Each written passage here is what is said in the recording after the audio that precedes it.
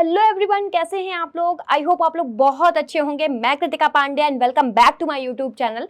तो आज हम वापस से लेके आए हैं आपके लिए ट्रिपल सी का सैंपल पेपर। आप जानते हैं ट्रिपल सी पे हमने पहले 2 सैंपल पेपर अपने डिस्कस किए हैं और आज हमारा तीसरा है। इसका मतलब ये हम डिस्कस करने जा रहे हैं सेट 3। तो ट्रिपल सी को लेके बिल्कुल भी आपको टेंशन लेने की जरूरत नहीं है। हम इन सेट्स में वही सारे क्वेश्चन डिस्कस कर रहे हैं जो कि ज्यादातर प्रीवियस एग्जाम्स में पूछे जाते हैं। आप जानते हैं ट्रिपल सी का पेपर हर मंथ होता है। आप जिस भी मंथ उसका फॉर्म फिलअप करते हैं उसके तीसरे महीने आपका ट्रिपल सी का पेपर हो जाता है।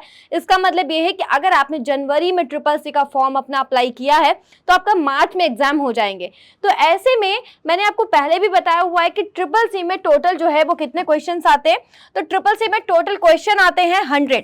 ठीक है, अब ये जो 100 है इसमें क्या होता है कि 50 आपके कैसे होते हैं, ऑब्जेक्टिव बेस्ड होते हैं, और फिर रहे जो आपके 50 वो कैसे होते हैं, वो होते हैं ट्रू फॉल्स। तो इस तरीके से टोटल जो क्वेश्चन होते हैं वो होते हैं 100। तो ऐसे ही हम सेट लेके आ रहे हैं जिसमें हम ट्रू फॉल्स और ऑब्जेक्टिव दोनों डिस्कस कर रहे हैं। साथ ही साथ हर एक क्वेश्चन को अच्छे से समझ रहे हैं कि जैसे अगर कोई भी क्वेश्चन है उसमें जो बाकी के 4 ऑप्शन है उसमें एक आंसर है तो तीनों ऑप्शन जो और हैं उनका इनसे क्या मतलब है।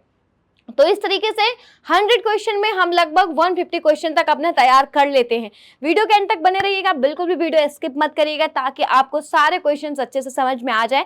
अगर कहीं भी डाउट रह जाता है तो प्लीज आप हमें कमेंट करके जरूर पूछ लें। तो चलिए स्टार्ट करते हैं अब आज का अपना सेशन। ज्यादा टाइम इस पर नहीं हम अपना गंवाएंगे क्योंकि जब 100 क्वेश्चन डिस्कस करने तो आप जानते हैं वीडियो थोड़ी सी लंबी जाएगी ही जाएगी। तो चलिए फटाफट देखते हैं। तो देखिए 100 हमारे क्वेश्चन हैं जो कि एक सैंपल पेपर होता है ट्रिपल सी का, उसमें 100 क्वेश्चंस ही होते हैं हमेशा। अब आते हैं हम अपने क्वेश्चन नंबर 1 पर। तो पहला क्वेश्चन आपके सामने है, which of the following is primary memory. ये पूछ रहा है कि इनमें से प्राइमरी मेमोरी कौन है। तो देखिए पहले तो हम समझ लेते हैं कि मेमोरी कितने तरीके की होती है। मैंने फिलहाल आपको ये सारी चीजें पहले पढ़ाई हैं। और एक चीज मैं आपसे और कह दूं कि ये सैंपल पेपर सारे पढ़ने से पहले जरूरी होगा कि आप पहले बेसिक चीजों को अच्छे से समझ लें। सीपीयू के बारे में, मेमोरी के बारे में, ऑपरेटिंग सिस्टम के बारे में, नेटवर्किंग के बारे में।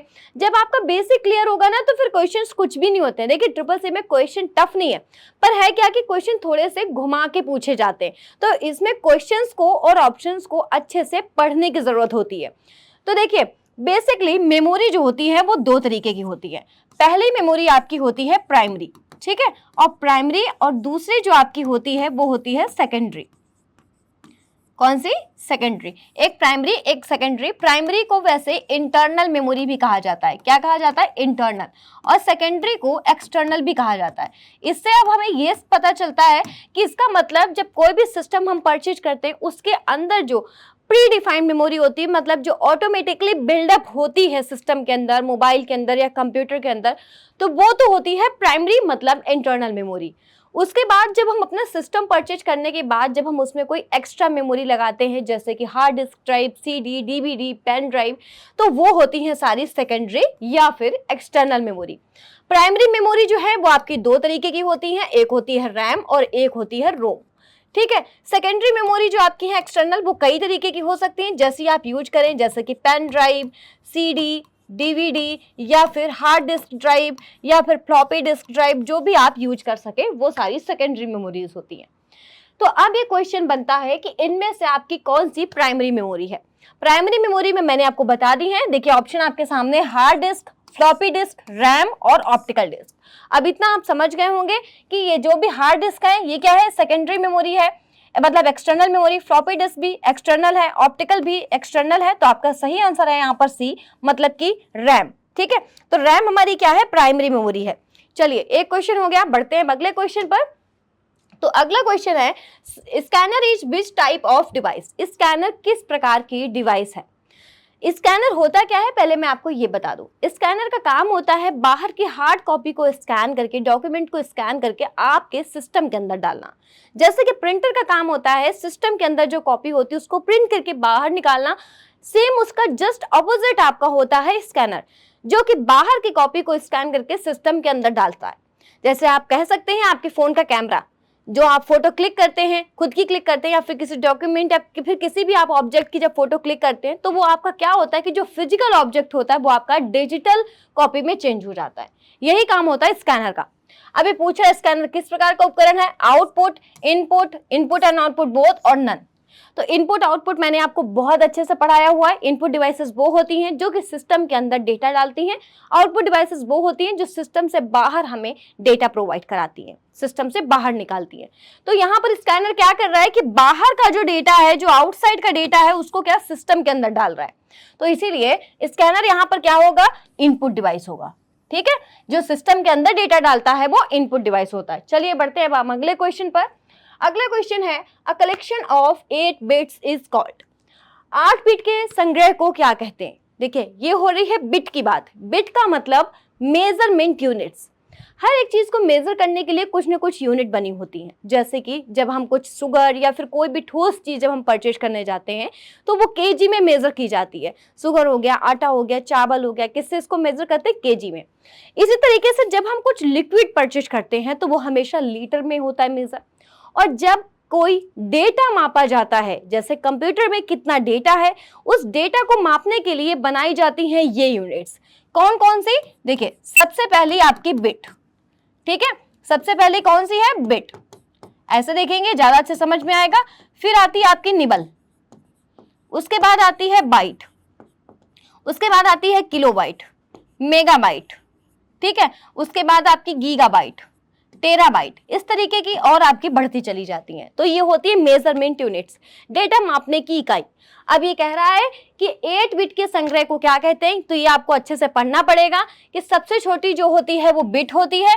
ठीक है, जब आपके टोटल 8 बिट बन के तैयार हो जाती हैं तब बनता है 1 बाइट। क्या बनता है तब, 1 बाइट, मतलब 1 bite equal to 8 bit.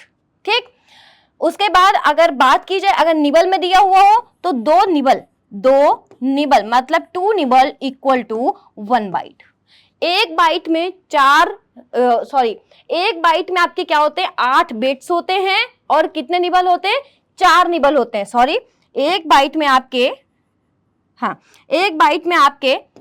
8 bit और 4 निबल होते हैं। ठीक है, तो यहां पर अभी क्या पूछ रहा है कि 8 बिट के संग्रह को क्या कहा जाता है, तो 8 बिट के संग्रह को क्या कहा जाता है, बाइट। ठीक है, तो इस तरीके से इसका आंसर हो गया। अब चलिए बढ़ते हैं अब हम अगले क्वेश्चन पर। अगला क्वेश्चन है, what is the motherboard. Motherboard क्या है, मदरबोर्ड क्या है, पहले आपको बता दूं मदरबोर्ड होता क्या है। तो कंप्यूटर के अंदर एक आपका पूरा बोर्ड टाइप का होता है, सर्किट बोर्ड जैसा, जिस पर हमारी सारी इनपुट और आउटपुट डिवाइसेस जिससे कनेक्ट होते हैं। तो मदरबोर्ड ही सारी इनपुट और आउटपुट डिवाइसेस को करंट देता है और उनको चालू करके रखता है। ठीक है, तो देखिए यहाँ पर क्या है, मदरबोर्ड क्या है, option CPU, hardware, software, operating system. तो देखिए मदरबोर्ड ऑपरेटिंग सिस्टम तो नहीं है, मदरबोर्ड सीपीयू भी नहीं है, क्योंकि सीपीयू का अपना काम है और मदरबोर्ड का अपना काम है। सीपीयू होती है प्रोसेसिंग डिवाइस, जिसे कंप्यूटर का ब्रेन कहा जाता है, जो कि सिस्टम में जितनी भी प्रोसेसिंग हो रही है वो सब काम करता है सीपीयू। सीपीयू में 3 काम किए जाते हैं। सीपीयू में 3 पार्ट्स होते हैं। एक तो होता है आपका मेमोरी यूनिट जो कि डेटा को सेव करके रखता है, एक होता है एएलयू जो कि डेटा की प्रोसेसिंग करता है, और एक होता है सीयू जो कि सारी चीजों को, पूरी प्रोसेसिंग को कंट्रोल करता है, कंट्रोल यूनिट। तो सीपीयू का काम अलग हो गया। सॉफ्टवेयर तो देखिए है नहीं, सॉफ्टवेयर ये नहीं है, क्योंकि अगर ये सर्किट बोर्ड है तो ऑब्वियस सी बात है कि ये कोई फिजिकल ऑब्जेक्ट है, और जितने भी फिजिकल ऑब्जेक्ट्स होते हैं वो कभी सॉफ्टवेयर नहीं होते हैं। तो यहाँ पर देखिए सही आंसर जिसका है वो है हार्डवेयर। मदरबोर्ड क्या है, एक हार्डवेयर डिवाइस है। ठीक है, चलिए बढ़ते हैं अगले क्वेश्चन पर। अगला क्वेश्चन है, what is an operating system. एक ऑपरेटिंग सिस्टम क्या है, एक ऑपरेटिंग सिस्टम क्या है। ऑपरेटिंग सिस्टम के बारे में मैंने आपको पहले कई बार पढ़ा दिया है। देखिए ऑपरेटिंग सिस्टम का मतलब क्या होता है, जैसे हर एक ह्यूमन में एक सोल होती है। अगर मान लिया किसी भी ह्यूमन में कोई सोल नहीं, कोई आत्मा नहीं है, तो क्या वो स्टिल अलाइव है, नहीं है। तो क्या वो किसी से बात कर सकता है, नहीं। किसी से कांटेक्ट कर सकता है, नहीं। तो बेसिकली एक पर्सन को दूसरे पर्सन से कनेक्ट होने के लिए उसके अंदर एक आत्मा, एक सोल का होना बहुत जरूरी है। ऐसे ही सेम कंप्यूटर्स के जो फिजिकल पार्ट्स होते हैं, देखिए कंप्यूटर क्या है, कंप्यूटर कुछ भी नहीं है। कंप्यूटर के अंदर सारे हार्डवेयर पार्ट्स हैं जो कि अपना अपना काम कर रहे हैं। उस पूरे कलेक्शन को कंप्यूटर कहा गया है। जैसे कि सीपीयू हो गया, मदरबोर्ड हो गया, मॉनिटर हो गया, कीबोर्ड हो गया, माउस हो गया, मेमोरीज हो गई, ये सारी चीजें मिलती हैं। और इन सारी चीजें, ये सब है फिजिकल पार्ट्स। अब इन सारे फिजिकल पार्ट्स में एक डाली जाती है सोल। जब तक वो सोल नहीं डाली जाएगी तब तक कोई कंप्यूटर दूसरे कंप्यूटर से कम्युनिकेशन नहीं कर सकता, कनेक्ट नहीं हो सकता। तो उसके अंदर जैसे एक ह्यूमन के जैसे जो एक सोल डाली जाती है उसको कहते हैं हम ऑपरेटिंग सिस्टम। क्या कहते हैं उसको, ऑपरेटिंग सिस्टम। मतलब एक कंप्यूटर जब बनाया जाता है तो सबसे पहले उसका हार्डवेयर पूरा पार्ट बनाया जाता है। जब तक वो उसमें हार्डवेयर पार्ट है तब तक वो कंप्यूटर किसी से कम्युनिकेशन नहीं कर सकता। फिर उसके अंदर अंदर एक सबसे पहला सॉफ्टवेयर डाला जाता है, सबसे पहला सॉफ्टवेयर जिसे हम ऑपरेटिंग सिस्टम कहते हैं, जो कि सिस्टम की सोल के जैसे वर्क करता है। जब तक सिस्टम में किसी भी कंप्यूटर में वो ऑपरेटिंग सिस्टम है तब तक तो कंप्यूटर दूसरे कंप्यूटर से कम्युनिकेशन करेगा, काम करेगा। जैसे ही वो ऑपरेटिंग सिस्टम उससे हट जाता है तो वो एक ह्यूमन के जैसे डेड बॉडी बन जाएगा। ठीक है, तो अब देखिए बात करते हैं कि ऑपरेटिंग सिस्टम क्या है। तो पहला ऑप्शन है interface between the hardware and application programme. Hardware और एप्लीकेशन प्रोग्राम के बीच एक इंटरफेस है, तो ये बात सही है, हार्डवेयर और एप्लीकेशन प्रोग्राम के बीच एक इंटरफेस है। दूसरा, collection of the program that manages hardware resources. ये एक प्रोग्राम्स का कलेक्शन है जो कि हार्डवेयर रिसोर्सेज को मैनेज करता है, ये भी बात सही है। ये प्रोग्राम्स का एक कलेक्शन होता है। सॉफ्टवेयर क्या है? एक collection of program, set of program. Software यही होते हैं जो कि सारे हार्डवेयर डिवाइसेस को मैनेज करते हैं। जितने भी हार्डवेयर डिवाइसेस हैं उन सबको इंस्ट्रक्शन देना पड़ता है। हार्डवेयर डिवाइस कभी खुद से कुछ नहीं करती। जब तक हम सिस्टम के अंदर प्रिंट पर क्लिक करेंगे नहीं तब तक प्रिंटर प्रिंट कैसे नहीं बाहर निकालेगा। और वो हम जो प्रिंट का जो इंस्ट्रक्शन देते हैं वो देते हैं सॉफ्टवेयर में। ठीक है, तो देखिए अगला जो ऑप्शन है वो है system service provider to the application program. System service provider to the application program. Application program को क्या करते हैं? ये सर्विस प्रोवाइडर है उनके ये। और लास्ट ऑप्शन है ऑल ऑफ द मेंशन्ड, तो इसका सही आंसर है चौथा, ऑल ऑफ द मेंशन्ड। सारी चीजें ऑपरेटिंग सिस्टम के बारे में तीनों ही स्टेटमेंट सही है। चलिए बढ़ते हैं अब हम अगले क्वेश्चन पर। अगला क्वेश्चन है what is the main function of the command interpreter. अब देखिए कमांड इंटरप्रेटर का मेन जो काम होता है वो ये काम है कि किसी भी कमांड को इंटरप्रेट कराना, मतलब किसी जो भी आपने कमांड दी है उस पर उस प्रोग्राम को एग्जीक्यूट करके आगे बढ़ाना। ऑप्शंस क्या है? To provide the interface between the API and application program. API और एप्लीकेशन प्रोग्राम के बीच में इंटरफेस प्रोवाइड कराना। To handle the file in operating system. To get and execute the next user specific command, none of the mentioned। तो यहाँ पर answer हमारे सामने है to get and execute the next user specific command। ठीक है, option C. चलिए बढ़ते हैं अगले क्वेश्चन पर। अगला क्वेश्चन है what is the program of the computer that controls the entire operation of a computer. ठीक है, वह कौन सा प्रोग्राम है जो कि कंप्यूटर के पूर्ण संचालन को नियंत्रित करता है? ऑप्शन क्या है? Working system, operating system, peripheral system, controlling system. थोड़ी देर पहले मैंने अभी आपको बताया था कंप्यूटर के पूरे ऑपरेशन को कौन मैनेज करता है, कौन कंप्यूटर को चलवाता है। सबसे पहला आपका उसमें जो सिस्टम सॉफ्टवेयर है वो कौन सा है? तो ऑप्शन आपके सामने भी देखिए, आंसर भी बिल्कुल सामने है, ऑपरेटिंग सिस्टम, ऑप्शन बी। ठीक है, चलिए बढ़ते हैं अगले क्वेश्चन पर। अगला क्वेश्चन है हमारा question number 8। iOS stand for. iOS की फुल फॉर्म क्या होती है? ऑप्शन क्या है? Internal student organisation, international student organisation, integrated service organisation, international standard organisation. तो देखिए फुल फॉर्म्स आप अपने सारी याद कर लीजिएगा, आपकी बुक में दी हुई हैं। तो यहाँ पर जो सही आंसर है वो है डी, इंटरनेशनल स्टैंडर्ड ऑर्गेनाइजेशन। ठीक है, चलिए बढ़ते हैं अगले क्वेश्चन पर। अगला क्वेश्चन है Where do the time and date appear on the desktop? Desktop पर डेट एंड टाइम कहाँ दिखता है? जैसा आप भी जानते हैं, सिस्टम यूज करते हैं तो आप जानते हैं कि डेट एंड टाइम सबसे हमारे सिस्टम के नीचे बिल्कुल यहाँ पर राइट साइड में, ऐसे यहाँ पर हमारा डेट एंड टाइम दिया होता है डेस्कटॉप पर राइट साइड कॉर्नर में। ठीक है, यहीं पे डेट एंड टाइम होता है। ऑप्शन क्या है? My computer, title bar, status बार और टास्क बार। अब जो सिस्टम में जो सबसे नीचे वाली बार होती है वो कौन सी होती है? वो होती है टास्क बार। तो डेट एंड टाइम हमेशा हमें दिखता है टास्क बार पर, जो कि हमारी सबसे नीचे वाली बार होती है, जो कि हमेशा इनेबल रहती है। टास्क बार पर हमें date and time, notifications, sound वगैरह के ऑप्शंस और इसके साथ ही साथ जो भी हमारे करंट टास्क जो चल रहे होते हैं वो दिखते हैं। चलिए बढ़ते हैं अगले क्वेश्चन पर। अगला क्वेश्चन है which of the following statement is incorrect about Unix. Unix के बारे में कौन सा कथन गलत है? सबसे पहले मैं आपको बता दूं यूनिक्स क्या है। तो यूनिक्स एक ऑपरेटिंग सिस्टम है। क्या है? ऑपरेटिंग सिस्टम है। और ये कैसा ऑपरेटिंग सिस्टम है? ये फ्रीली अवेलेबल नहीं है, ये है आपका क्लोज सोर्स। मैंने आपको लास्ट में भी बताया था कि ओपन सोर्स और क्लोज सोर्स का मतलब क्या होता है। दो तरीके के ऑपरेटिंग सिस्टम होते हैं। एक होते हैं ओपन सोर्स, जिनको यूजर फ्रीली उसे डाउनलोड कर सकता है और यूज कर सकता है। ओपन सोर्स, पहली बात तो ओपन सोर्स क्या होते हैं? ओपन सोर्स जो आपके होते हैं वो क्या होते हैं? फ्री होते हैं। फ्री के साथ साथ ही क्या होते हैं, इनमें यूजर अपने हिसाब से मॉडिफिकेशन कर सकता है, ठीक है। इन्हें आप जैसे चाहो उसे आप इनमें मॉडिफिकेशन भी कर सकते हो उन सॉफ्टवेयर में, जैसे कि लिब्रे ऑफिस में कोई भी बार कहाँ हमें चाहिए हम उसको उसमें मॉडिफिकेशन भी कर लेते हैं। डिफॉल्ट फॉन्ट साइज वगैरह क्या है वो सब हम मॉडिफाई कर सकते हैं, साथ ही साथ वो हमें फ्री में भी मिल जाता है। और एक होते हैं क्लोज सोर्स, जो कि फ्री अवेलेबल भी नहीं होते और साथ ही साथ इनमें कोई चेंजेस नहीं हो सकता है। तो यूनिक्स इसी तरीके से है। क्लोज सोर्स में आप MS ऑफिस समझ लीजिए, ठीक है।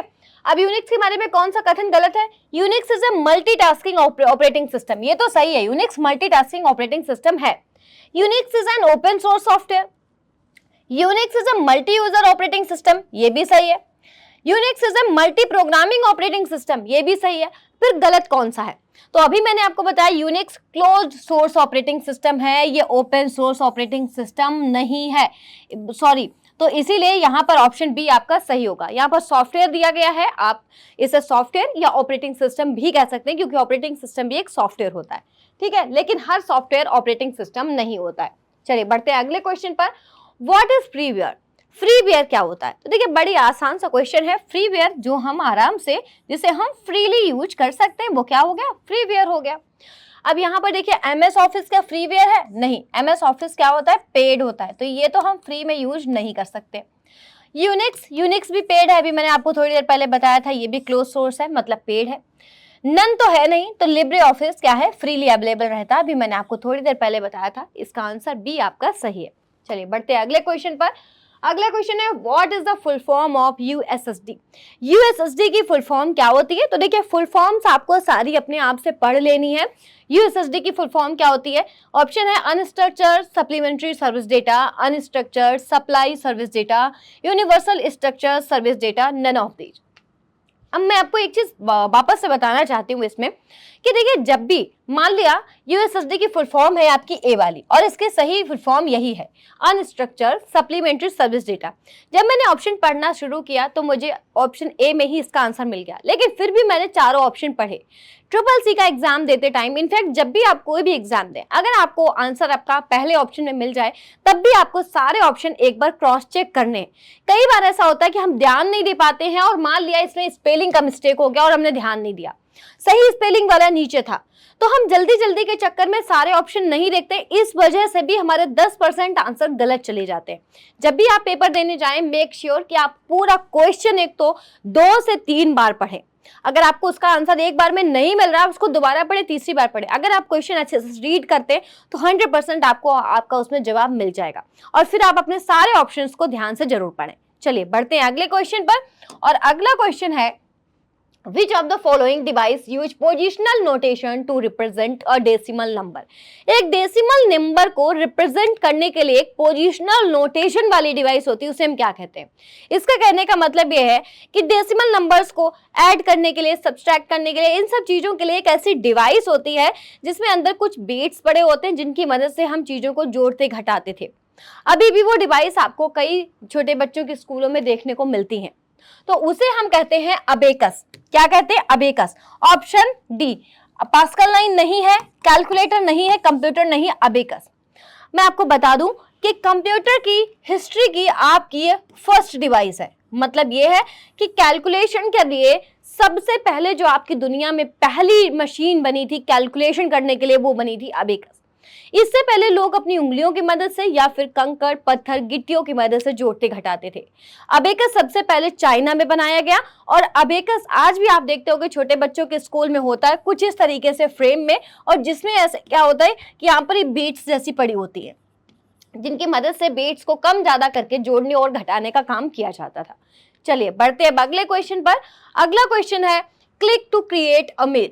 एक मेल बनाने के लिए क्लिक करते हैं, मेल क्या, मेल बनाने के लिए क्लिक करते हैं, मतलब जब आप किसी को एक मेल भेजना चाहते हो, नया मेल, तो आप किस पर क्लिक करते हो? Send, inbox, outbox. सेंड में तो बात की बात हो गई, जब आप भेजोगे तो बाद में वो सेंड में आपको दिखेगी, सेंड बॉक्स में। सेंड भी आप तब करोगे जब आप पहले मेल कंपोज करोगे। सबसे पहले आपको क्लिक करना होता है कंपोज पर। कंपोज पर जब आप क्लिक करते हो, फिर आप अपना मेल वहां पर टाइप करते हो या अटैचमेंट लगाते हो, फिर आप सेंड पर क्लिक करते हो। इनबॉक्स में आपके जो आए हुए मेल होते हैं, जो आपका रिसीव्ड मेल होते हैं, जो आपको किसी ने भेजे होते हैं, वो इनबॉक्स में दिखते हैं। आउटबॉक्स में वो मेल होते हैं जो कि सेंड नहीं हुए होते हैं, किसी भी वजह से वो आउटबॉक्स में जाते हैं। हो सकता है आपका मेल आईडी जो आपने डाला हो वो गलत हो, इस तरीके की किसी भी अगर गलती है आपके मेल में तो वो नहीं सेंड होगी, तो आपकी वो आउटबॉक्स में दिखेगी। तो मेल भेजने के लिए सबसे पहले हमें कंपोज पर क्लिक करना होता है। ठीक है, बढ़ते हैं अगले क्वेश्चन पर। व्हाट इज की लॉगर? की लॉगर क्या है? तो मैंने आपको पहले भी ये चीजें पढ़ाई हुई हैं। तो की लॉगर है एक मैलिशियस सॉफ्टवेयर। क्या है? एक मैलिशियस सॉफ्टवेयर। ऑप्शन ए आपका सही है। स्पाईवेयर नहीं, एंटीवायरस नहीं, नन भी नहीं। मैलिशियस सॉफ्टवेयर, मैलिशियस सॉफ्टवेयर का मतलब मालवेयर, और मालवेयर का मतलब वो सारे सॉफ्टवेयर जो आपके सिस्टम को किसी न किसी तरीके से हार्म पहुंचाते हैं। ठीक है, की लॉगर आपके जब सिस्टम में आते हैं तो वो क्या करते हैं, यूजर का जो आपकी जो लॉगिन आईडी और पासवर्ड होते हैं उस पर पूरी नजर रखते हैं, जिससे आपका वो डेटा एक्सेस कर सके। चलिए बढ़ते हैं अगले क्वेश्चन पर। और what does CC stand for in email? Email में सीसी क्या दर्शाता है? तो ये भी हमने बहुत बार पढ़ा है, चलिए फिर से पढ़ लेते हैं। देखिए, जब आप किसी को मेल भेजते हैं तो आपको वहां पर दो चीजें देखने को मिलती होंगी।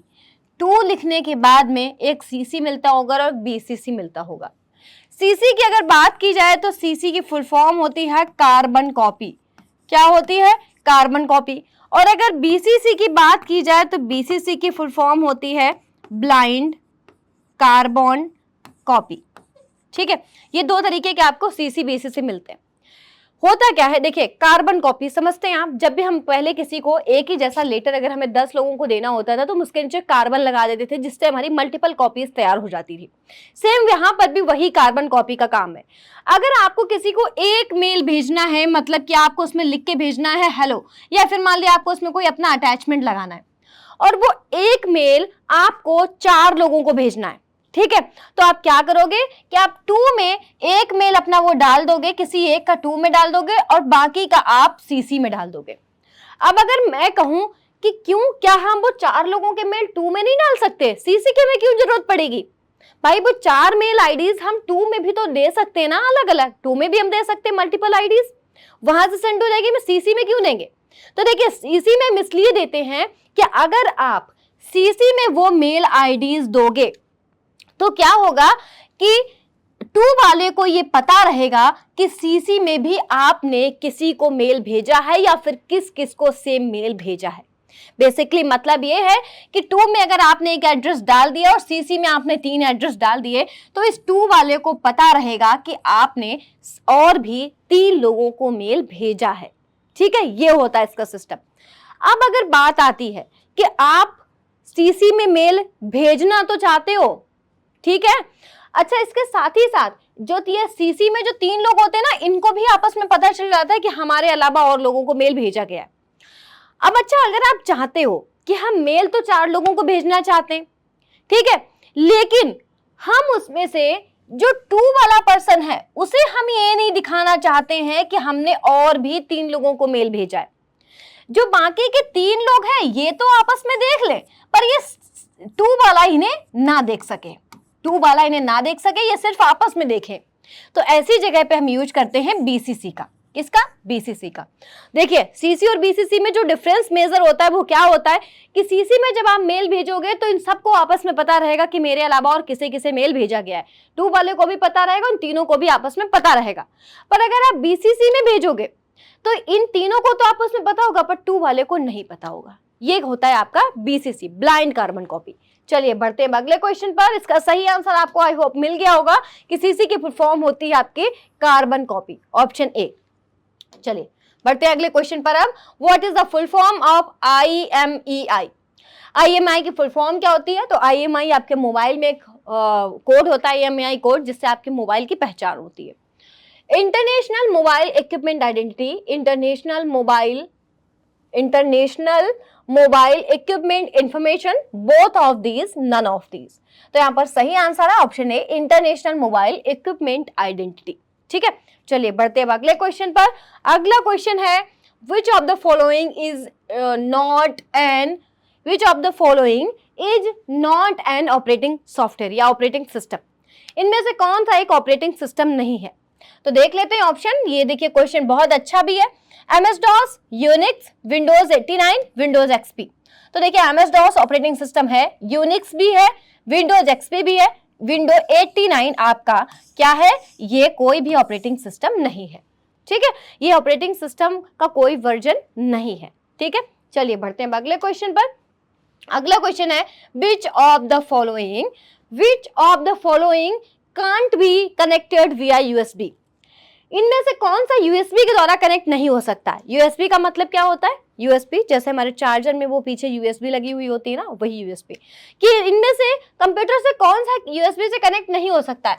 प्रिंटर तो आपका हो सकता है, माउस हो सकता है, मॉनिटर हो सकता है, मदरबोर्ड नहीं हो सकता। मदरबोर्ड कैसे कनेक्ट होगा, मदरबोर्ड में ही तो सारी चीजें कनेक्ट होती हैं, जितनी हमारी इनपुट आउटपुट डिवाइसेस हैं वो सब मदरबोर्ड में कनेक्ट है, तो मदरबोर्ड किससे कनेक्ट होगा फिर। मदरबोर्ड तो एक बोर्ड है, सर्किट बोर्ड, ठीक है। चलिए बढ़ते हैं अगले क्वेश्चन पर। In a personal computer many chips are installed together on a circuit board, what is it called. वही देखिए क्वेश्चन आ गया आपके सामने। पर्सनल कंप्यूटर में एक सर्किट बोर्ड पर एक साथ कई चिप लगे हुए होते हैं, उसे क्या कहते हैं। कार्डबोर्ड, मदरबोर्ड, मॉनिटर, सीपीयू, तो उसे कहते हैं मदरबोर्ड। क्या कहते हैं, मदरबोर्ड। चलिए बढ़ते हैं अगले क्वेश्चन पर। कहीं भी अगर डाउट हो तो आप कमेंट करके जरूर पूछ लीजिएगा, बिल्कुल भी शर्म नहीं, कोई भी झिझक नहीं, कमेंट करके आप जरूर पूछ लें, ठीक है। मे भी हो सकता है कई बारी हो सकता है कोई ऑप्शन एक बार गलत हो जाए, तो उसके लिए आप हमें कमेंट करके जरूर पूछ लें और हमें जरूर करेक्ट करें, ठीक है। Which of the following is used to chat with a friend on Facebook. Facebook पर किसी मित्र से चैट करने के लिए निम्नलिखित में से किसका इस्तेमाल करते हैं। ये तो आपको देखिए नहीं बताना है कि फेसबुक पर किसी से चैटिंग करने के लिए कौन सा सॉफ्टवेयर चाहिए, ये तो आप यूज ही करते हैं। आजकल चैटिंग सोशल मीडिया के बारे में तो बताना ही नहीं होता है। और आप जानते हैं कि फेसबुक का अपना कौन सा चैटिंग का ऐप होता है। कौन कौन सा ऑप्शन दिया है, Messenger, WhatsApp, Instagram, none of these. तो इसका सही आंसर है मैसेंजर, जो कि आपको ऑलरेडी भी पता होगा। चलो नहीं पता था तो पता चल गया, कोई बात नहीं। अगला option question, how much can you pay through UPI in a day. UPI से एक दिन में कितना भुगतान कर सकते हैं। यूपीआई से एक दिन में कितना पेमेंट किया जा सकता है। बहुत अच्छा क्वेश्चन है आपका डिजिटल फाइनेंशियल एंड क्या है, डिजिटल फाइनेंशियल वाले आपके चैप्टर से, ठीक है। तो यहाँ पर देखिए जिसका सही आंसर है वो क्या है, देख लेते हैं पहले। 1 लाख, 2 लाख, 3 लाख, 5 लाख। तो उसका सही आंसर है 1 लाख। यूपीआई से एक दिन में 1 लाख तक का भुगतान किया जा सकता है, ठीक है। चलिए बढ़ते हैं अगले क्वेश्चन पर। अब what do you call A robot arm. Robot की भुजा को आप क्या कहोगे या क्या कहते हैं, ठीक है। रोबोट की भुजा को क्या कहा जाता है। ऑप्शन है arm, robotic manipulator, robotic arm, both B and C. तो यहाँ पर सही आंसर है आपका डी वाला, बोथ बी एंड सी। रोबोट की आर्म को मतलब भुजा को रोबोटिक मैनिपुलेटर और रोबोटिक आर्म दोनों चीजें कहा जाता है। चलिए बढ़ते हैं अब अगले क्वेश्चन पर। और अगला क्वेश्चन है question number 24, what is the full form of FTP. FTP एक प्रोटोकॉल है जिसके फुल फॉर्म होती है फाइल ट्रांसफर प्रोटोकॉल। ऑप्शन कहाँ है हमारे पास, file transfer protocol, file transfer provider, folder transfer protocol, none of these. तो इसका आंसर है option number A, file transfer protocol. चलिए बढ़ते हैं अगले क्वेश्चन पर। और अगला क्वेश्चन है how many digits are in there in Aadhaar card. एक आधार कार्ड में कितने डिजिट होती है। तो अपने आधार कार्ड में आप जरूर एक बार उनको काउंट करके देखिएगा कि आधार कार्ड में टोटल 12 डिजिट होती है। कितनी, 12 डिजिट होती है, ठीक है। और ये कुछ इस तरीके से होती है जैसे 1 2 3 4, फिर थोड़ा सा स्पेस देखिए 5 6 7 8, फिर थोड़ा सा स्पेस देखिए 0 1 2 3 4, ऐसे इस तरीके से लिखी हुई होती है। चलिए बढ़ते हैं अगले क्वेश्चन पर। और अगला क्वेश्चन है what is Hotmail related to. Hotmail किससे संबंधित है। तो मतलब हॉटमेल किस कंपनी का है। हॉटमेल क्या है, एक मेल सर्विस है, जैसे जीमेल है, रेडिट मेल है, याहू मेल है, वैसे एक हॉटमेल भी है। हॉटमेल किससे संबंधित है, इसकी मतलब इसकी ऑन कंपनी कौन सी है, पेरेंट कंपनी कौन सी है हॉटमेल की। ऑप्शन क्या है, Microsoft, Telegram, Yahoo mail, none. तो इसकी पेरेंट कंपनी है माइक्रोसॉफ्ट। माइक्रोसॉफ्ट का ही आपका हॉटमेल है, ठीक है। इसका मतलब ये है कि माइक्रोसॉफ्ट की जो मेल सर्विस है उसको कहते हैं हॉटमेल। जैसे गूगल की मेल सर्विस को जीमेल कहते हैं, उसको हॉटमेल कहते हैं। क्वेश्चन नंबर आपका 27, what is the full form of SIM. SIM का पूरा नाम क्या होता है, सिम की पूरी फुल फॉर्म क्या होती है। Option subscriber identity module, subscriber information module, serial information module, none of these. तो यहाँ पर देखिए आपका जो सही आंसर है वो है सब्सक्राइबर आइडेंटिटी मॉड्यूल। चलिए बढ़ते हैं अगले क्वेश्चन पर। अगला क्वेश्चन है who can tell ATM password. ATM password हम किसे बता सकते हैं। तो एटीएम पासवर्ड क्या हम किसी को बता सकते हैं, भाई को, पति पत्नी को, पिता को, किसी को नहीं। तो एटीएम पासवर्ड बताने में किसी से कोई यारी दोस्ती नहीं, कुछ नहीं, आप किसी को भी अपना एटीएम पासवर्ड कभी भी मत बताइएगा, ठीक है। चलिए बढ़ते हैं अगले क्वेश्चन पर, और अगला क्वेश्चन है 29, what is e Sanjeevani related to? E Sanjeevani किससे संबंधित है? Option telemedicine, transport, weather forecasting, none. तो आपकी ई संजीवनी रिलेटेड है टेलीमेडिसिन से। ई संजीवनी अपने इंडिया की जो गवर्नमेंट है उसके द्वारा बनाया गया एक ऐसा सॉफ्टवेयर, एक ऐसा ऐप है जिसकी मदद से आप घर बैठे डॉक्टर से ऑनलाइन परामर्श ले सकते हो। किसी भी आपका रोग के खिलाफ, किसी भी बीमारी के खिलाफ आप उनसे परामर्श, एडवाइस ले सकते हो, बातचीत कर सकते हो। इसके लिए बनाया गया आपका ई संजीवनी ऐप, जिससे गांव तक के लोगों को सुविधा मिल सके, ठीक है। चलिए बढ़ते हैं अगले क्वेश्चन पर, और साथ ही साथ हॉस्पिटल्स में भीड़ भी कम हो। Which of the following is the shortcut key to check IMI number? IMI number check करने के लिए निम्नलिखित में से कौन सी शॉर्टकट कुंजी है? तो ऑप्शन क्या है? स्टार है, 06 है, स्टार है, 07 है, स्टार 99 है, नन। तो इसका सही आंसर है स्टार है, 06 है। IMI नंबर, आप अपने फोन का IMI नंबर अगर चेक करना चाहते हैं तो आप अपने फोन में स्टार है, 06 है डायल करेंगे तो उसमें IMI नंबर लिख के आ जाएगा। चलिए बढ़ते हैं अगले क्वेश्चन पर हम। What type of currency is bitcoin? Bitcoin किस प्रकार की मुद्रा है? तो बिटकॉइन कैसी है? Digital currency, physical currency, both, none. तो बिटकॉइन है डिजिटल करेंसी। फिजिकल करेंसी कौन सी होती है? जैसे हमारा 10 रुपए का नोट, ठीक है, ये क्या है? फिजिकल करेंसी है। 100 रुपए का नोट, सिक्के, ये फिजिकल करेंसी है। पर बिटकॉइन क्या है? एक डिजिटल करेंसी है, ठीक है। चलिए अगला क्वेश्चन, विद विच शॉर्टकट की can you hide the ruler in writer? Writer में रूलर को किस शॉर्टकट की से हाइड कर सकते हैं? तो रूलर को हाइड करने की shortcut control plus shift plus P, control shift R, control shift M, none. तो रूलर को हाइड करने की शॉर्टकट की है option number B, control shift R. तो देखिए इन क्वेश्चन में ज्यादा टाइम अपना वेस्ट किए कोई फायदा नहीं है। शॉर्टकट कीज है, फुल फॉर्म्स है, ये तो याद ही करनी पड़ेंगी, इनका कोई और सोल्यूशन नहीं है। प्रेसिंग द डिलीट की will delete the character on which side of the writer? Delete कुंजी प्रेस करने से आप किस साइड का कंटेंट आपका डिलीट होगा? मतलब ये है कि अगर हमने यहां पर लिखा है राइट, फॉर एग्जाम्पल, अब अगर हमने यहां से डिलीट की प्रेस की, यहां से, कहां से? यहां से, तो यहां से डिलीट की प्रेस की, अब इधर का कंटेंट डिलीट होगा कि इधर का? अगर हम बैक स्पेस प्रेस करते हैं तो आप जानते हैं कि लेफ्ट साइड का कंटेंट जाता है, पर अगर आप डिलीट की प्रेस करते हैं तो राइट साइड का कंटेंट जाता है। किस तरफ का? राइट साइड का। ऑप्शन नंबर बी, ठीक है। अगला question, what is the by default font size in Libre office Calc? Libre office Calc में बाय डिफॉल्ट फॉन्ट साइज क्या होता है? 10, 12, 11, 18, इसका बाय डिफॉल्ट होता है 12।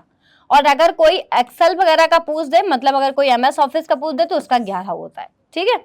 चलिए अगला question, what is the full form of PNG? PNG का फुल फॉर्म क्या है? Portable network graphic, public network graphic, private network graphic, none of this. तो PNG की फुल फॉर्म होती है portable network graphic, option number A. और PNG क्या है? एक एक्सटेंशन है इमेजेस का, पिक्चर्स का एक्सटेंशन होता है PNG, JPG आपने सुना होगा, BMP, ठीक है। चलिए बढ़ते हैं अगले क्वेश्चन पर। अगला क्वेश्चन है, in which menu is the command of normal view? Normal view का कमांड किस मेन्यू में होता है? और ये किसकी बात कर रहा है? लिब्रे ऑफिस की। कि लिब्रे ऑफिस में नॉर्मल व्यू आपको किस मेन्यू में दिया हुआ होता है? Insert, view, format, none. तो इसका सही आंसर है व्यू, ऑप्शन नंबर बी। चलिए बढ़ते हैं अगले क्वेश्चन पर, और इसके लिए आपको लिब्रे ऑफिस का प्रैक्टिकल करना बहुत ज्यादा जरूरी है, ठीक है। What will be the result of ceiling 120,11? अगर आपने कैल्क में इस तरीके का कोई फंक्शन लिखा है, कैसा लिखा है? सीलिंग 120,11, तो इसका मतलब क्या है? इसका आउटपुट क्या आएगा? तो देखिए सीलिंग एक फंक्शन है जिसको आप तभी ये सारे फंक्शन जान सकते हैं जब आप कैल्क का प्रैक्टिकल करेंगे। देखिए प्रैक्टिकल तो बहुत जरूरी है। और ये सीलिंग का काम क्या होता है, चलिए अब आपको बताते हैं।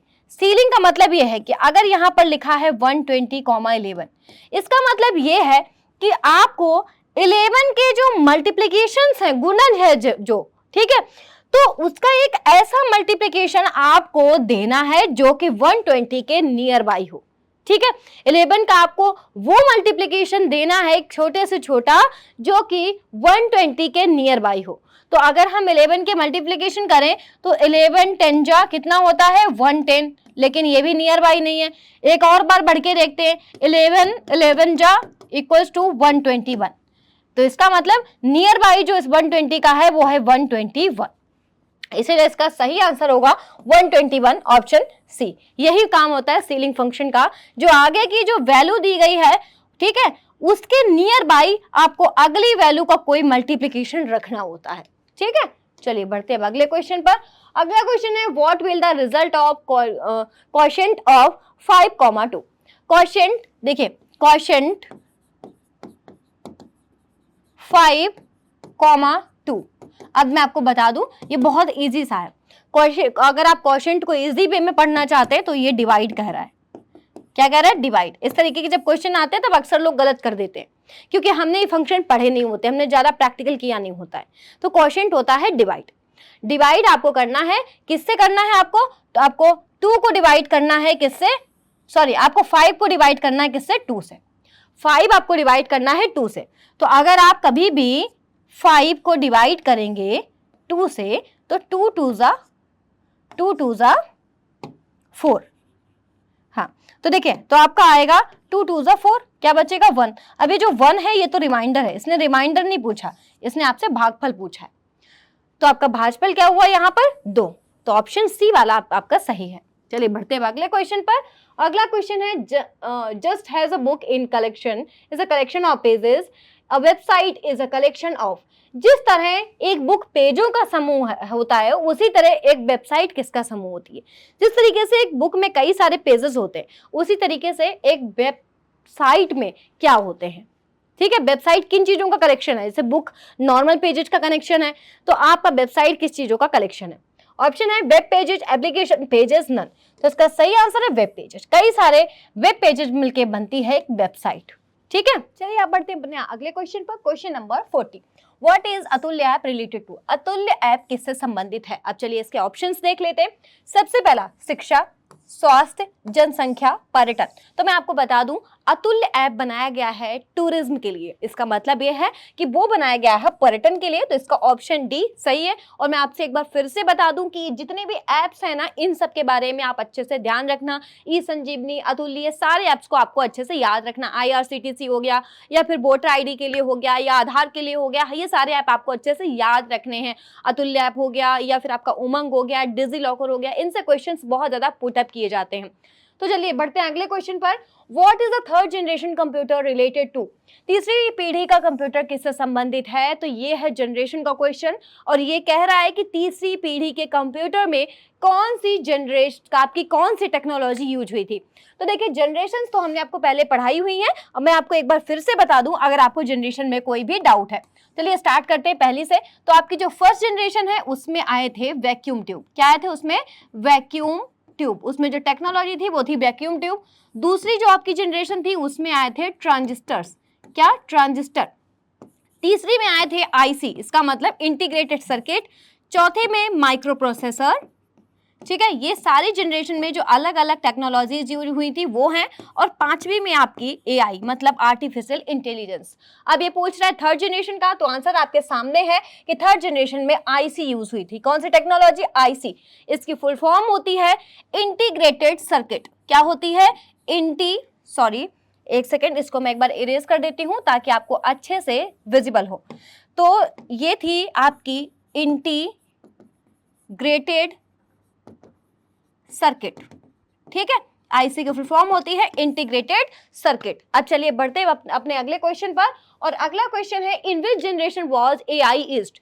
AI का प्रयोग किस जनरेशन में किया गया था? AI का मतलब आर्टिफिशियल इंटेलिजेंस, जो मैंने अभी आपको थोड़ी देर पहले बताया है कि AI का यूज किस जनरेशन में किया गया है। अब आप एक बार फिर से देखिए, second generation, first generation, third generation और फिफ्थ जनरेशन। तो आंसर आपके सामने, और आपको पता भी है कि AI का यूज किया गया है फिफ्थ जनरेशन में। किसमें? फिफ्थ जनरेशन में, जो आपके अभी प्रेजेंट टू बियॉन्ड चलने वाली है। अगला क्वेश्चन 43। क्वेश्चन क्या है? Who developed LinkedIn? लिंक्डइन किसके द्वारा विकसित किया गया? ठीक है, लिंक्डइन किसके द्वारा विकसित किया गया? तो देखिए, लिंक्डइन किस कंपनी ने बनाया, ये पूछ रहा है कि लिंक्डइन की जो पेरेंट कंपनी है वो कौन सी है। ऑप्शन आपके सामने है एप्पल, गूगल, माइक्रोसॉफ्ट, नन। तो देखिए लिंक्डइन को बनाया है माइक्रोसॉफ्ट ने। किसने बनाया है? माइक्रोसॉफ्ट ने।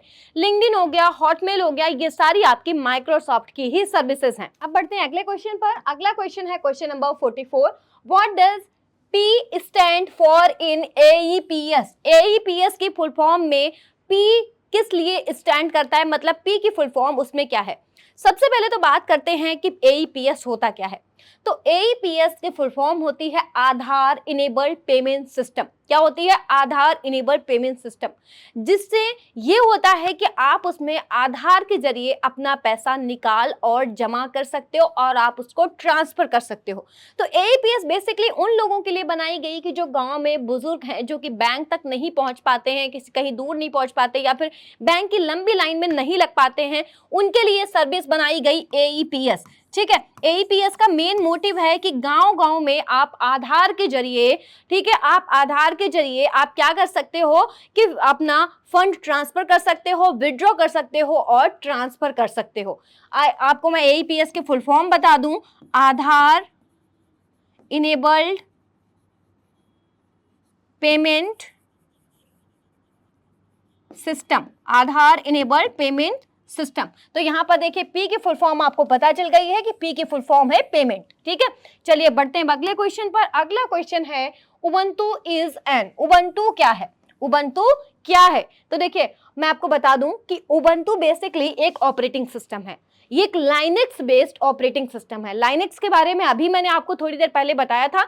तो उबंटू आपका एक लाइनेक्स बेस्ड ऑपरेटिंग सिस्टम है। अब जब लाइनेक्स बेस्ड है तो इसका मतलब जो भी लाइनेक्स में आपकी खूबी होती है वही सारी उबंटू में भी होती है। ऑप्शन देख लेते हैं, open source system software, freeware system software, open source application software और ऑल ऑफ दीज। ठीक है, तो देखिए उबंटू है आपका ओपन सोर्स सिस्टम सॉफ्टवेयर। क्या है? Open source system software. ठीक है, चलिए बढ़ते हैं अब अगले ऑप्शन पर, अगले क्वेश्चन पर। What is the full form of SEO? SEO की फुल फॉर्म क्या होती है? तो ऑप्शन देख लेते हैं, search engine optimisation, social engine optimisation, service engine optimisation और नन ऑफ दीज। तो SEO की फुल फॉर्म होती है search engine optimisation. Search engine optimisation ये एक ऐसी आपकी टेक्निक होती है जिसमें आपकी अगर कोई वेबसाइट है तो आप अपनी वेबसाइट पर कैसे ट्रैफिक लाएंगे उसी को हम कहते हैं सर्च इंजन ऑप्टिमाइजेशन। चलिए बढ़ते हैं अगले क्वेश्चन पर। अगला क्वेश्चन है, what is the size of 500 notes? 500 के नोट का साइज क्या होता है? देखिए क्वेश्चन किस तरीके से आ रहे हैं कि 500 के नोट का साइज क्या होता है, तो आपको ये भी पढ़ने की जरूरत है। ऑप्शन क्या है? 60 into 150 mm, 100 into 160 mm, 66 into 150 mm and none. तो देखिए 500 के नोट का साइज होता है 66 इंटू 150 mm। 66 इंटू 150 mm ये होता है 500 के नोट का साइज। चलिए बढ़ते हैं अगले क्वेश्चन पर। अगला क्वेश्चन है, transistor in which generation was the chip used? Transistor chip का इस्तेमाल किस पीढ़ी में हुआ? ट्रांजिस्टर चिप का इस्तेमाल किस पीढ़ी में हुआ? मैंने अभी आपको थोड़ी देर पहले सारी पीढ़ी की बता दिए हैं। ऑप्शन आपके सामने है, first generation, second generation, third generation, fourth generation. तो देखिए ट्रांजिस्टर का यूज हुआ है सेकेंड जनरेशन में। किसमें? सेकेंड जनरेशन में। ऑप्शन सेकेंड आपका इसका सही है, सेकेंड जनरेशन में ही इसका ट्रांजिस्टर का यूज हुआ है। बढ़ते हैं अगले क्वेश्चन पर और अगला क्वेश्चन है question number 49। When was QR launched? QR कब लॉन्च हुआ था? QR कोड कब लॉन्च हुआ था? सबसे पहले जान लेते हैं QR कोड होता क्या है। तो QR कोड होता है पेमेंट्स के लिए, जिसमें आप कोई पेमेंट्स कर सकते हैं, किसी को आप फंड ट्रांसफर कर सकते हैं, किसी से आप ले भी सकते हैं। तो ये सारे काम आपके होते हैं QR में। ठीक है, अब QR कब लॉन्च हुआ था? ऑप्शन है 1992, 1994, 1996, 1998। तो इसका सही आंसर है ऑप्शन बी, 1994 में QR लॉन्च हुआ था। और कहाँ लॉन्च हुआ था ये? जापान में। ठीक है, जापान में एक कंपनी थी मोटर, ठीक है, एक मोटर कंपनी थी, उसमें आपका QR सबसे पहले लॉन्च हुआ था 1994 में। चलिए बढ़ते हैं अगले क्वेश्चन पर और अगला क्वेश्चन है, who started pocket wallet? Pocket wallet किसने शुरू किया? पॉकेट वॉलेट किसने शुरू किया? ऑप्शन आपके सामने SBI, ICICI, DOB, RBI, BOB, RBI। तो पॉकेट वॉलेट सबसे पहले किसने लॉन्च किया? तो पॉकेट वॉलेट सबसे पहले लॉन्च किया है ICICI ने। किसने? ICICI ने। और कब लॉन्च किया है? 2015 में। 2015 में सबसे पहले ICICI ने पॉकेट वॉलेट लॉन्च किया है। चलिए बढ़ते हैं अगले क्वेश्चन पर। तो question number 51, what is the maximum zoom in Libre office writer? Libre office writer में मैक्सिमम जूम कितना होता है ये मैंने आपको बताया भी है। तो लिब्रे ऑफिस राइटर में मैक्सिमम कितना जूम होता है? ऑप्शन है 500, 600, 400, 200। तो लिब्रे ऑफिस राइटर में मैक्सिमम जूम होता है 600। और मैं आपको दोबारा बता देती हूँ कि लिब्रे ऑफिस राइटर में मैक्सिमम 600, कैल्क में आ जाए तो मैक्सिमम 400 और इम्प्रेस में आ जाए तो मैक्सिमम 3000%। ठीक है, चलिए बढ़ते हैं अगले क्वेश्चन पर। और अगला क्वेश्चन है how many digits in UPI pin? UPI pin कितने अंकों का होता है? यूपीआई पिन कितने अंकों का होता है? तो आप भी अगर यूपीआई यूज करते हैं तो आपको आइडिया होगा कि यूपीआई पिन कितने अंकों का होता है। ऑप्शन क्या है? 2 से 4, 4 से 6, 6 से 8 और 8 से 10। तो यूपीआई पिन होता है 4 से 6 अंकों का। कितना? 4 से 6 अंकों का। कुछ तो यूपीआई पिन 4 अंकों के भी होते हैं और कुछ 6 अंकों के भी होते हैं। ज्यादातर लोग 4 अंकों का यूज करते हैं। चलिए बढ़ते हैं अगले क्वेश्चन पर। और अगला क्वेश्चन है What is the shortcut key to open the navigator in writer program? Writer program में नेविगेटर ऑन करने की शॉर्टकट की क्या होती है? ऑप्शन है आपके पास F5, control plus shift plus F5, control plus F5 और नन। तो देखिए नेविगेटर ऑन करने की शॉर्टकट की होती है F5। ऑप्शन ए इसका आपका सही है। चलिए बढ़ते हैं अगले क्वेश्चन पर। और अगला क्वेश्चन है विच कंपनी ऑन्स इंस्टाग्राम? इंस्टाग्राम किस कंपनी का है? इंस्टाग्राम किस कंपनी का है? तो ये तो आप जानते होंगे, बहुत ही कॉमन क्वेश्चन है और आजकल इंस्टाग्राम बहुत यूज भी किया जाता है। तो देखिए इंस्टाग्राम किसका है? गूगल, मेटा, माइक्रोसॉफ्ट और नन। तो इंस्टाग्राम है मेटा का। किसका? मेटा का। मेटा का मतलब फेसबुक। फेसबुक ने अपना एक ग्रुप बना लिया है जिसका नाम है मेटा और मेटा के ही आपका इंस्टाग्राम, फेसबुक ये सारे मेटा के ही हैं। व्हाट्सएप भी मेटा का ही है। चलिए बढ़ते हैं अगले क्वेश्चन पर। How many bits in IPv4? IPv4 कितने बिट का होता है? ऑप्शन है 32, 64, 128 एंड 16। तो मैं आपको बता दूं कि IPv4 जो है वो टोटल होता है आपका 32 बिट का। कितने? 32 बिट का। किस तरीके से होता है मैं आपको ये भी बता दूं। देखिए IPv4 जो है आपका वो 32 बिट का होता है। किस तरीके से होता है कि इसमें जो है टोटल इसके टोटल इसके 4 पार्ट होते हैं। कितने पार्ट होते हैं? टोटल 4 पार्ट होते हैं। कुछ इस तरीके के मान लिया ऐसे, ठीक है, जिसमें 0 से लेके 255 के बीच के कोई भी नंबर हो सकता है। इस तरीके से मान लिया 0000 और या ऐसे 0010। ठीक है, अब इसमें क्या है कि ये जो हर पार्ट है ये कितने बिट का होता है? 8 बिट का। ठीक है, 8 बिट का। इस तरीके से टोटल जो है ये 32 बिट का होता है। अब अगर कभी यही कोई IPv6 पूछ दे कितने बिट का होता है तो वो होता है 128 बिट का। ठीक है, क्योंकि इसमें टोटल जो पार्ट होते हैं वो होते हैं 16 और हर एक पार्ट होता है 8 बिट का। तो इसी वजह से इसमें टोटल ये 128 बिट का बनता है जाके। चलिए पढ़ते हैं अगले क्वेश्चन पर। और अगला क्वेश्चन है what will be the name of the last column in Libre office Calc? Libre office Calc में आखिरी कॉलम का नाम क्या होगा? मैं आपको बता दूं कि लिब्रे ऑफिस कैल्क में जो टोटल रो होती हैं वो तो उतनी ही होती हैं जितने कि एक्सेल में होती हैं, 10,48,576। पर इसमें कॉलम उतने नहीं होते। इसमें कॉलम होते हैं 1024। तो 1024वें कॉलम का नाम क्या होगा ये पूछ रहा है आपसे। तो 1024वें कॉलम का नाम XMD, XFD, FXD, AMJ। तो यहां पर इसका आंसर है AMJ, option D. Option D जो है वो सही है कि 1024वें कॉलम का नाम है AMJ। ठीक है, XFD ज्यादातर लोग गलती से लगा देते हैं क्योंकि XFD है एक्सेल का आखिरी कॉलम। मतलब 16,384 कॉलम होते हैं एक्सेल में, तो 16,384वां कॉलम जो होता है उसका नाम होता है XFD। तो आपको कैल्क में पूछा जाए तो आप AMJ लगा के आएंगे। चलिए बढ़ते हैं अगले क्वेश्चन पर। अगला क्वेश्चन है रैम और CPU कहां पर होते हैं? ऑप्शन है इंटीग्रेटेड सर्किट, मदरबोर्ड, रोम, none.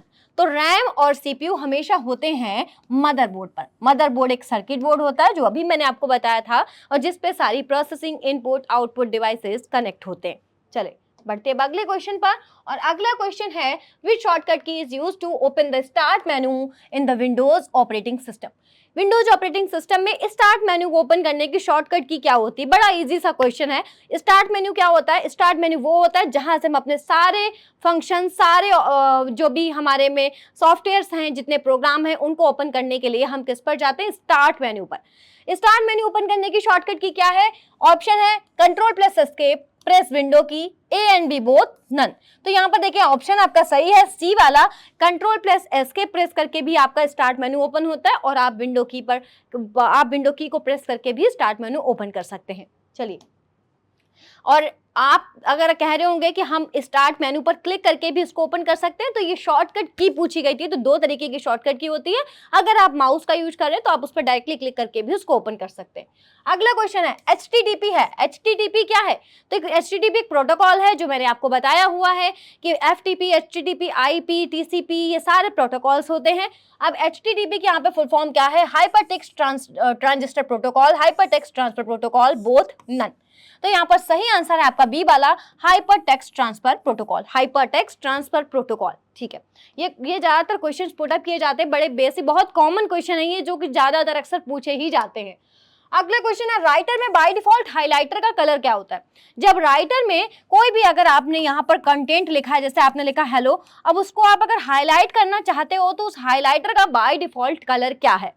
Option red, green, yellow, none. तो देखिए जब इस तरीके के क्वेश्चन आएंगे इसका मतलब सीधा है कि या तो आप ये सब रट लें या फिर आप इसमें इतना प्रैक्टिकल हो जाए कि आपको ये सब अपने आप से याद हो जाए। और वैसे भी ये सारी चीजें आप कहाँ तक रटेंगे, हर एक चीज को रटा नहीं जा सकता। तो अगर आप प्रैक्टिकल करेंगे तो आपके लिए बहुत ज्यादा अच्छा रहेगा।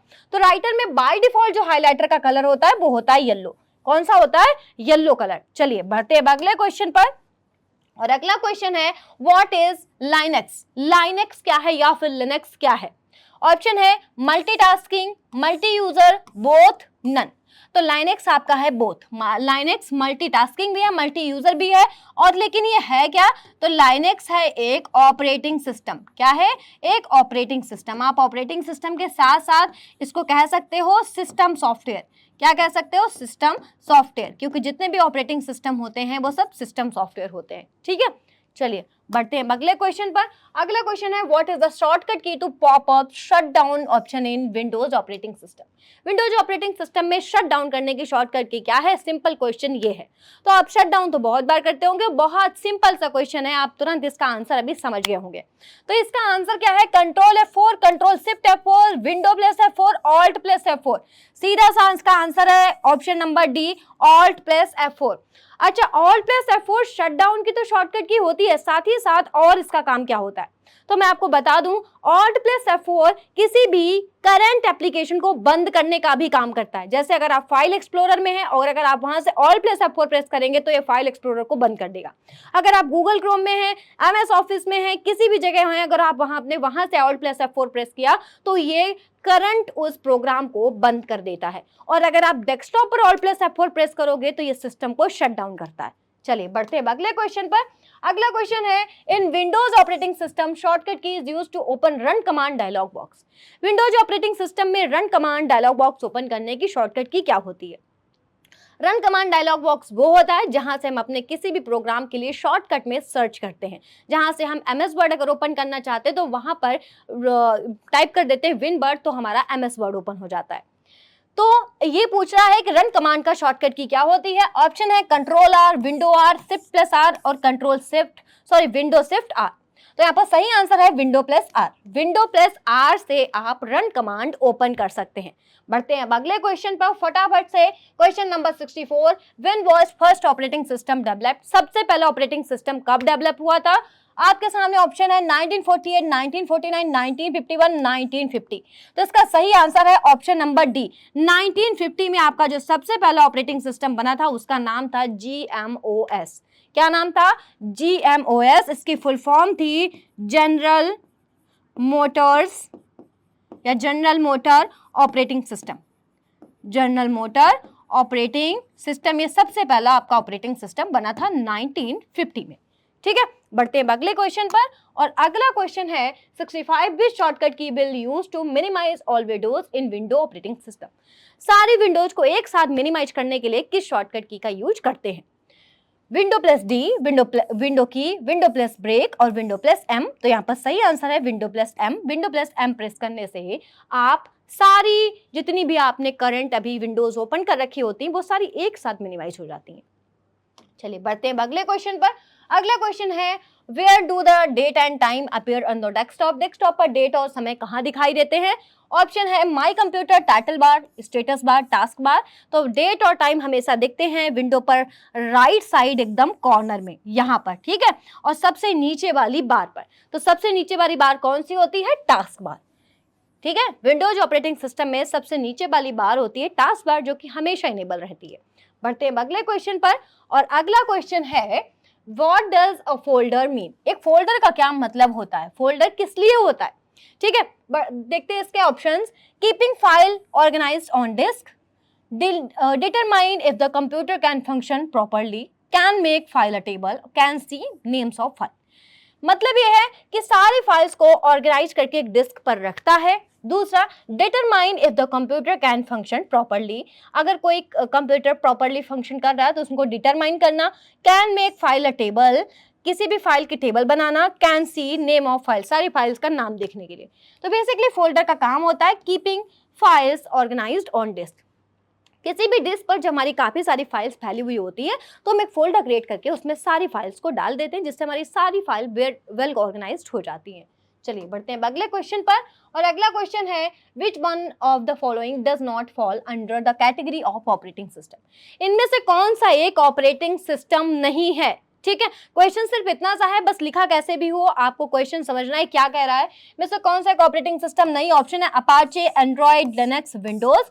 तो देखिए एंड्रॉइड भी ऑपरेटिंग सिस्टम है, लिनक्स भी है, विंडोज भी है, अपाचे एक सर्वर है। क्या है अपाचे? सर्वर, इसीलिए कोई भी ऑपरेटिंग सिस्टम नहीं है। ऑप्शन ए आपका सही है। ठीक है, बढ़ते हैं अगले क्वेश्चन पर। अगला क्वेश्चन है which of the following Windows does not have start button. किस ऑपरेटिंग सिस्टम में, किस विंडो में स्टार्ट बटन नहीं है? किस विंडो के किस वर्जन में स्टार्ट बटन नहीं है? Window 7, window 8, window XP, none of this. तो विंडो 8 इसका सही आंसर है। विंडो 8 में स्टार्ट बटन नहीं है। ठीक है, बढ़ते हैं अगले क्वेश्चन पर। अगला क्वेश्चन है OS does not boot automatically when the system is. Operating system automatically boot नहीं होता है जब सिस्टम क्या हो। वैसे तो आप देखेंगे ऑपरेटिंग सिस्टम जो है वो ऑटोमेटिकली बूट होता है, पर कब नहीं होता है? जब सिस्टम रिसेट किया जाए, जब सिस्टम का पावर ऑन हो, जब सिस्टम रीस्टार्ट हो, या जब सिस्टम शटडाउन हो। समझने की बात है, जब सिस्टम को हम रीसेट करेंगे तब क्या होगा? तब ऑपरेटिंग सिस्टम तो बूट होगा ही होगा। जब सिस्टम को पावर ऑन करेंगे तब भी ऑपरेटिंग सिस्टम बूट होगा, उसके बिना बूट हुए कैसे सिस्टम ऑन होगा? जब सिस्टम को रीस्टार्ट करेंगे तब भी वो बूट होगा। पर जब सिस्टम शटडाउन होगा, जब सिस्टम शटडाउन होगा तब वो ऑटोमेटिकली बूट कैसे होगा? ठीक है, इसका सही आंसर है डी। अगला question, name the operating system based on CUI। CUI based किसी एक ऑपरेटिंग सिस्टम का नाम बताएं। तो दो हमारे पास होते हैं यूजर इंटरफेस CUI और GUI।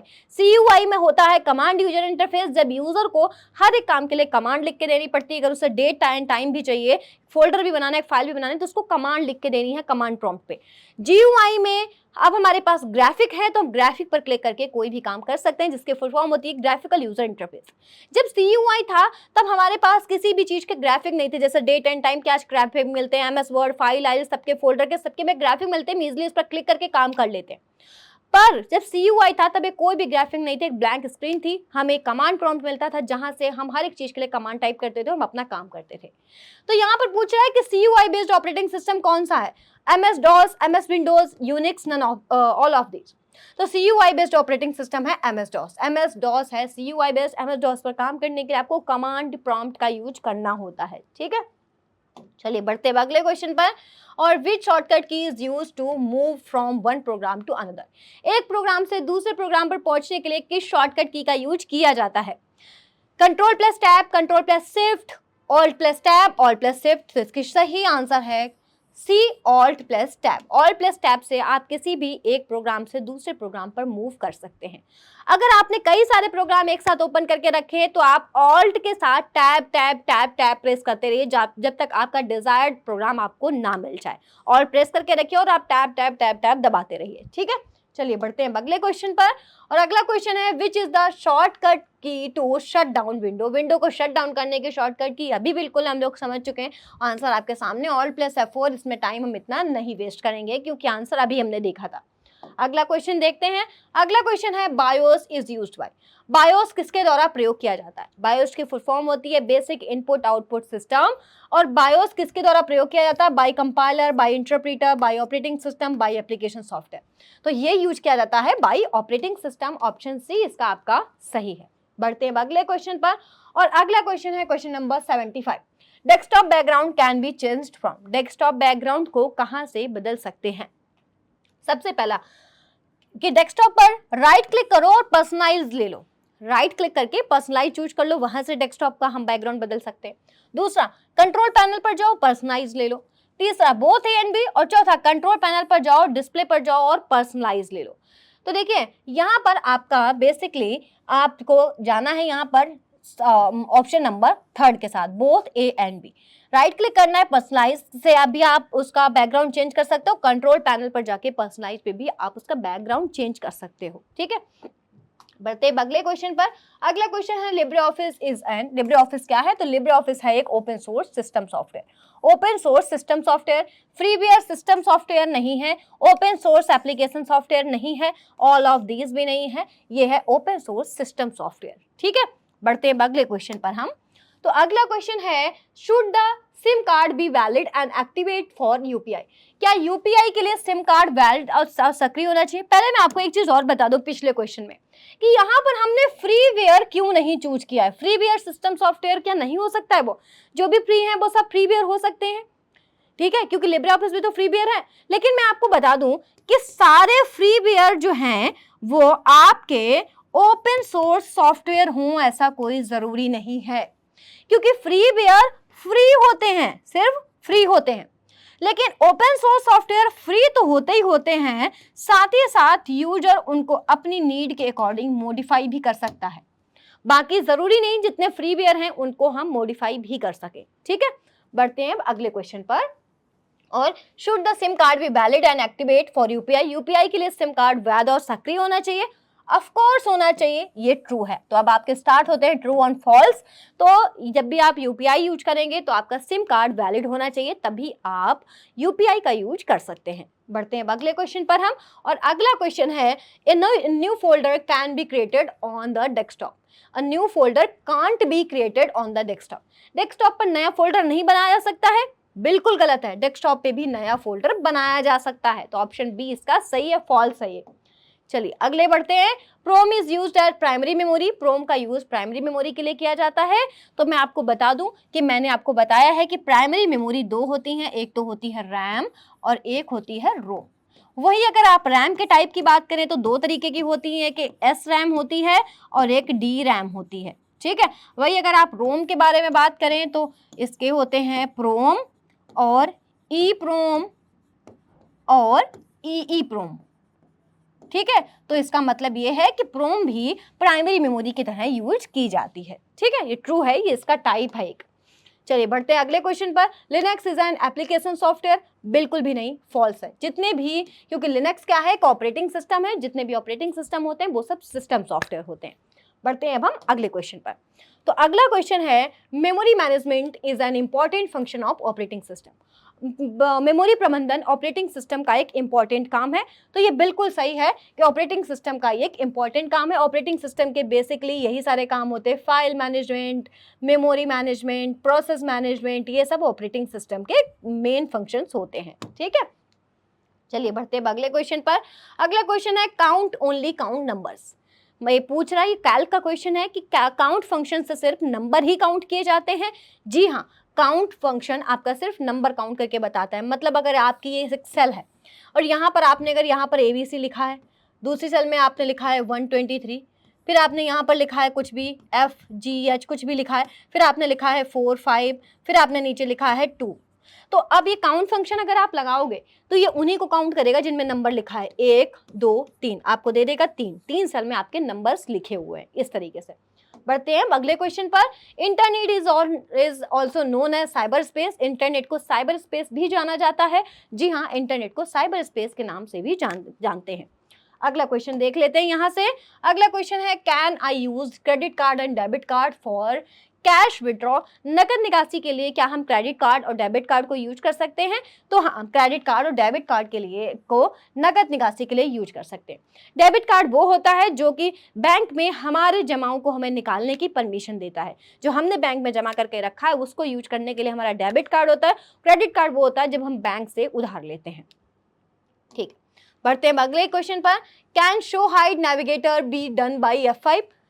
नेविगेटर को शो हाइड करने के लिए, सॉरी यहाँ पर F5 लिखा है, यहाँ पर F6 लिखा है, तो इसको भी हम F6 कर देते हैं कि नेविगेटर को शो हाइड करने के लिए F5 आप F6 यूज करेंगे क्या?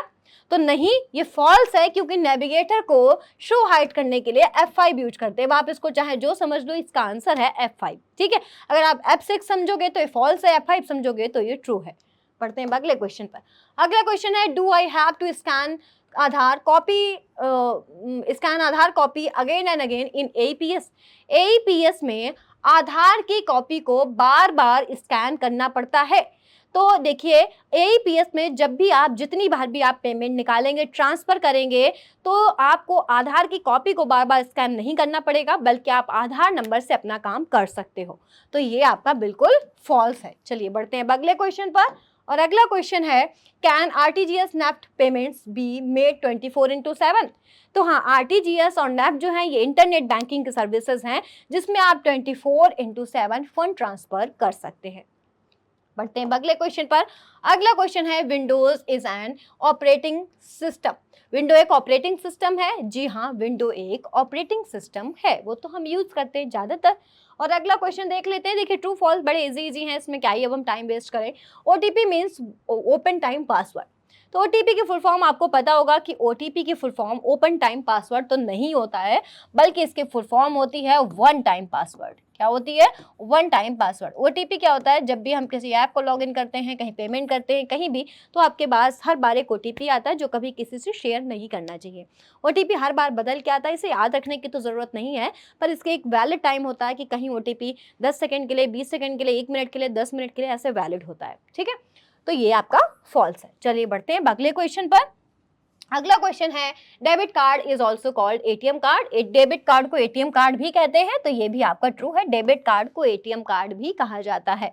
ठीक है, डेबिट कार्ड, क्रेडिट कार्ड दोनों ATM कार्ड हैं। ATM इसलिए हैं क्योंकि हम ATM जाते हैं कार्ड को स्वैप करने, तो ATM क्या है? ऑटोमेटिक टेलर मशीन, जहां पे हम अपने कार्ड्स को स्वैप करते हैं, इसीलिए इन्हें भी ATM कहते हैं। The default zoom in Calc is 100%। Calc में डिफॉल्ट जूम 100% होता है। तो जी हाँ, हर एक में, कैल्क हो, राइटर हो या इम्प्रेस हो, सब में डिफॉल्ट जूम तो 100% ही होता है। हम मिनिमम और मैक्सिमम उन्हें कर सकते हैं। मिनिमम 20% होता है लिब्रे ऑफिस की हर एप्लीकेशन में, और कैल्क में मैक्सिमम 400%। अभी मैंने थोड़ी देर पहले आपको ये चीज़ बताई थी। चलिए बढ़ते हैं अगले क्वेश्चन पर। Can email B accessed from mobile और नॉट। ईमेल को क्या हम मोबाइल से भी एक्सेस कर सकते हैं? जी हाँ, ईमेल को तो हम मोबाइल से भी एक्सेस कर सकते हैं और लैपटॉप और कंप्यूटर से भी एक्सेस किया जा सकता है। बढ़ते हैं अब हम अगले क्वेश्चन पर। तो अगला क्वेश्चन है, लैन इज बिगर दैन वैन। लैन वैन से बड़ा है? बिल्कुल भी नहीं, लैन वैन से नहीं बड़ा है। ये इस तरीके से आपके होते हैं, लैन सबसे छोटा लैन, उसके बाद में मैन, और देन आपका वैन। तो इसका मतलब है लैन सबसे छोटा है, वैन सबसे बड़ा है, तो इसीलिए ये आपका फॉल्स है। अब बढ़ते हैं अगले क्वेश्चन पर। हम अपने ROM is not non volatile memory. ROM non volatile memory नहीं है। देखना, क्वेश्चन बड़ा घुमा के पूछा है, तो आपको बस ध्यान रखना है। ये कह रहा है कि रोम नॉन वॉलेटाइल मेमोरी नहीं है। ये कह रहा है कि इसका मतलब रोम जो है वो क्या है? वॉलेटाइल मेमोरी है। क्या कह रहा है? वॉलेटाइल, क्योंकि ये कह रहा है कि नॉन वॉलेटाइल तो है नहीं, इसका मतलब ये क्या कह रहा है कि रोम वॉलेटाइल है। वॉलेटाइल वो मेमोरीज होती हैं जिनका डेटा टाइम के साथ में खत्म हो जाता है, जैसे ही लाइट जाती है उनका डेटा लॉस्ट हो जाता है। तो मैंने आपको बताया हुआ है कि जो रैम है वो आपकी वॉलेटाइल है, क्योंकि जब भी लाइट जाती है इसका डेटा हमेशा चला जाता है, और जो रोम है वो नॉन वॉलेटाइल है। इसका मतलब ये आपका फॉल्स है। ठीक है, चलिए बढ़ते हैं अगले क्वेश्चन पर। अगला क्वेश्चन है can be print only selected text in Libre office. Libre Office में क्या हम सिर्फ सेलेक्टेड टेक्स्ट को प्रिंट कर सकते हैं? हाँ जी हाँ, बिल्कुल हम प्रिंट कर सकते हैं। बस हमको जब हम प्रिंट कर रहे हैं तब हमें वहां से सेटिंग में अपना चूज करना होगा कि हम पूरा पेज प्रिंट करना चाहते हैं, पूरा डॉक्यूमेंट प्रिंट करना चाहते हैं, या सिर्फ सेलेक्टेड टेक्स्ट हम प्रिंट करना चाहते हैं। चलिए बढ़ते हैं अगले क्वेश्चन पर हम। तो अगला क्वेश्चन है हमारे पास, will an email received in the inbox be removed from the inbox by forwarding it। Inbox में प्राप्त ईमेल फॉरवर्ड करने से इनबॉक्स से हट जाएगा क्या? नहीं। अगर ईमेल इनबॉक्स में आपके पास कोई भी मेल आया है, अगर आप उसको किसी और को फॉरवर्ड कर रहे हो तो वो इनबॉक्स से नहीं हटेगा, बल्कि आपके सेंट बॉक्स में भी पड़ जाएगा। तो ये आपका क्या है? ये फॉल्स है, नहीं हटेगा। ठीक है, अगला क्वेश्चन देख लेते हैं। Can you upload video to Twitter. Twitter पे क्या आप वीडियो अपलोड कर सकते हो? जी हाँ, ट्विटर पर हम कोई भी वीडियो अपलोड कर सकते हैं। ट्विटर, इंस्टाग्राम, फेसबुक सब पे वीडियो अपलोड कर सकते हैं। अगला क्वेश्चन देख लेते हैं। Can not create multi level list in Libre office writer.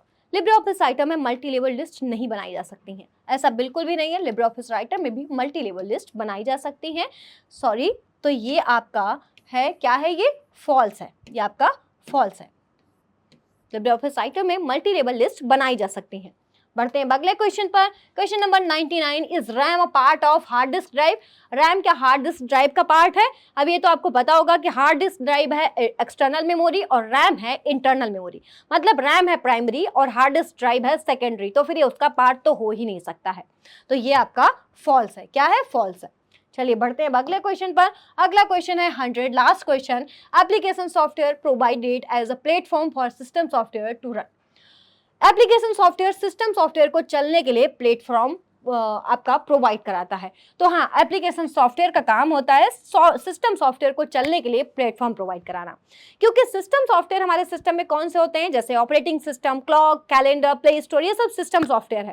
पर अब हमें वर्क करने के लिए चाहिए होंगे एप्लीकेशन सॉफ्टवेयर। जैसे अगर हमें MS ऑफिस चाहिए होगा, वर्ड चाहिए होगा, व्हाट्सएप चाहिए होगा, इंस्टाग्राम चाहिए होगा, तो ये सारी चीजें क्या है? Application software. तो एप्लीकेशन सॉफ्टवेयर सिस्टम सॉफ्टवेयर को चलाने के लिए प्लेटफॉर्म अपना प्रोवाइड करा देते हैं। तो गाइज बेसिकली ये थे हमारे 100 क्वेश्चन। आई होप आप लोग को अच्छे से सारे क्वेश्चन अच्छे से समझ में आ गए होंगे, कोई डाउट नहीं रह गया होगा। फिर भी अगर कोई डाउट है तो मेरी आपसे रिक्वेस्ट है कि आप हमसे कमेंट करके जरूर पूछ लें।